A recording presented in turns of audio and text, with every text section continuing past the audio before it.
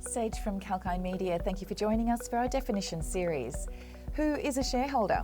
A shareholder, also called a stockholder, is a corporation, an individual, or an organisation that owns at least one share of a company's equity or stock. Shareholders earn profits from a company's success because they are effectively the owners of the company. Increased stock valuations or financial gains paid as dividends are examples of such incentives.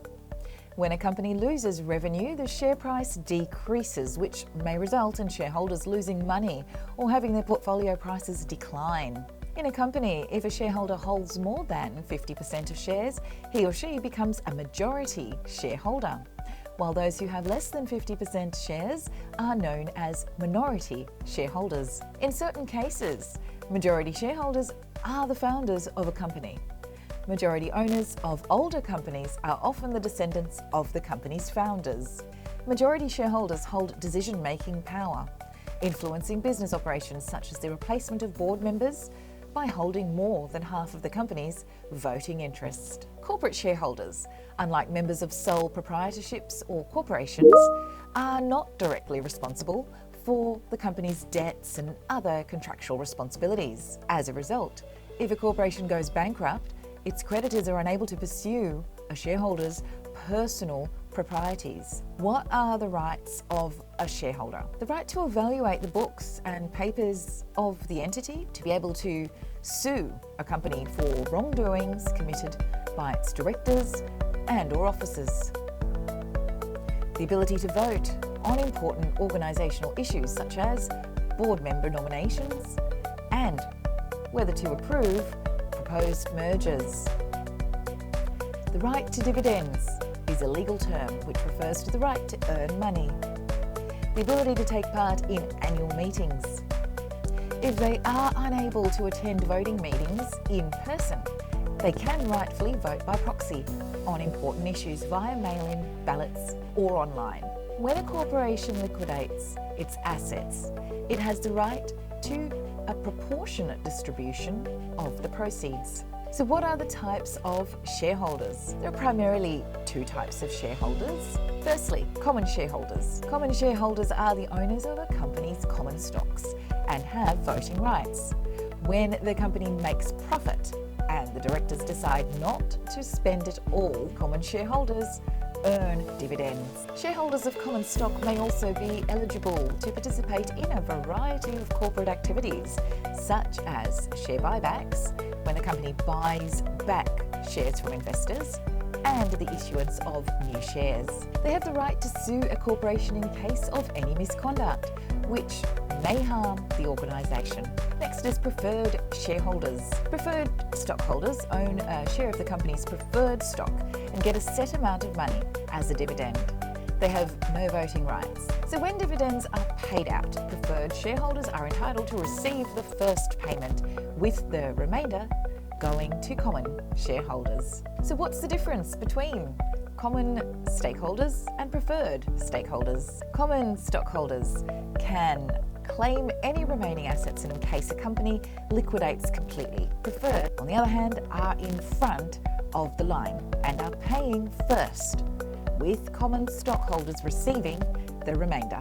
The greatest danger of buying common stock is that if a corporation goes bankrupt, you'll be the last in line. What is the difference between a stockholder and a stakeholder? The terms stockholder and stakeholder are sometimes used interchangeably.